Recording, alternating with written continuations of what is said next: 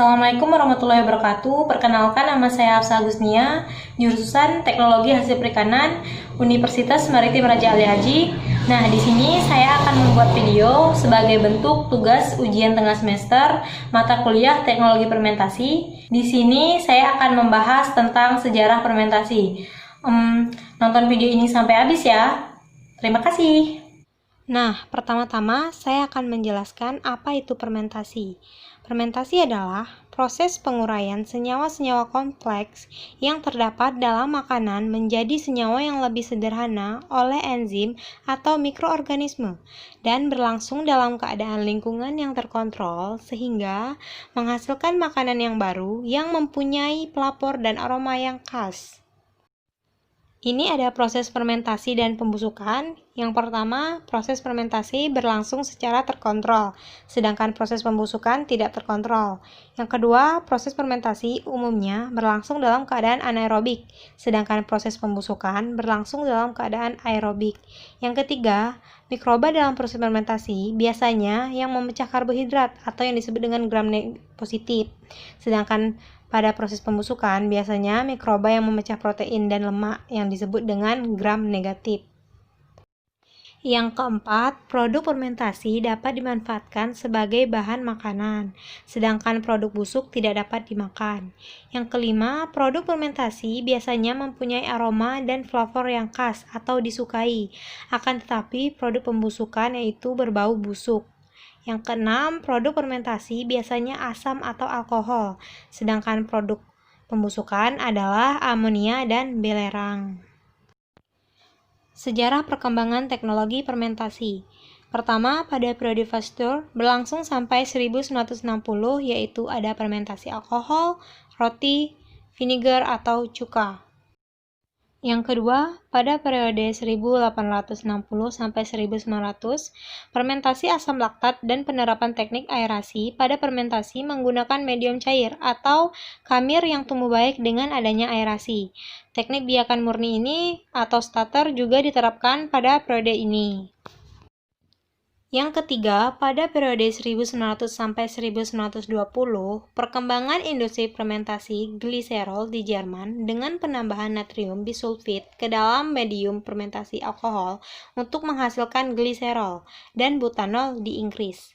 Pada periode ini juga telah diterapkan teknik produksi sel khamir dengan penambahan gula secara terus-menerus.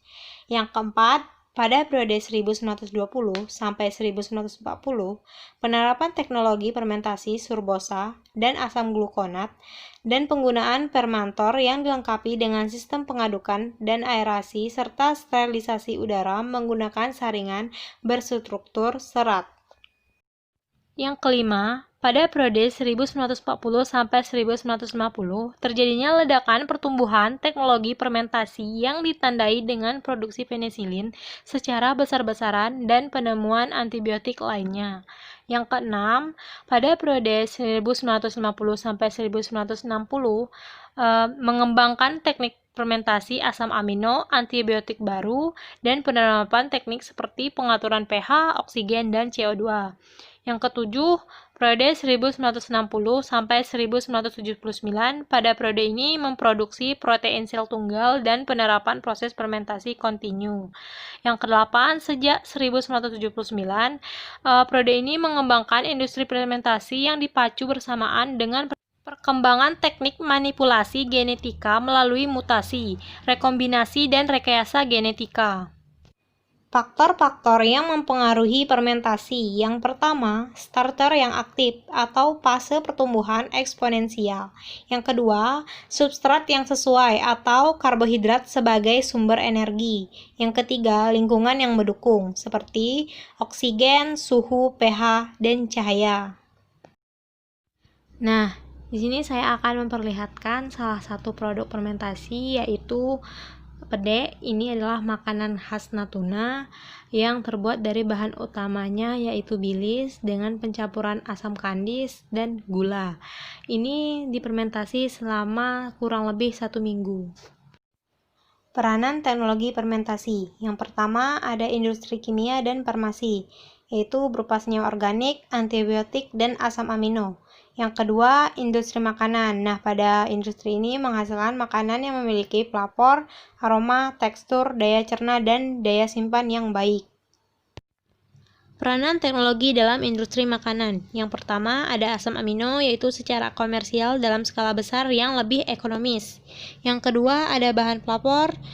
Beberapa jenis memproduksi senyawa yang memiliki aroma yang khas dan dapat diekstraksi dari medium fermentasi.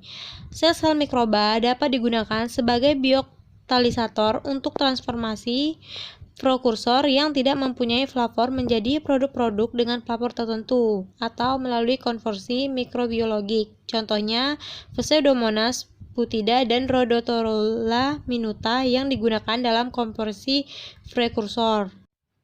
Yang keempat, ada bahan pewarna makanan, yaitu sel-sel kamir yang menghasilkan karotenoid dan beberapa jenis kapang menghasilkan karotenoid dan antiokinon. Yang kelima, ada bahan pemanis, yaitu aspartam adalah bahan pemanis berkalori rendah yang banyak digunakan oleh berbagai industri minuman ringan. Bahan ini diproduksi melalui gabungan proses sintesa kimia dan fermentasi. Tomatin, sejenis protein tanaman yang berasa manis, juga telah diproduksi melalui fermentasi menggunakan Saccharomyces cerevisiae yang direkayasa genetik. Nah, yang terakhir ada polisakarida, yaitu alginat, skleroglucan, volulan, gordran, dan selulosa yang berpotensi untuk digunakan oleh industri makanan, namun perlu diteliti lagi. Nah, itu saja yang bisa saya sampaikan. Semoga bermanfaat ya. Terima kasih. Saya akhiri. Assalamualaikum warahmatullahi wabarakatuh.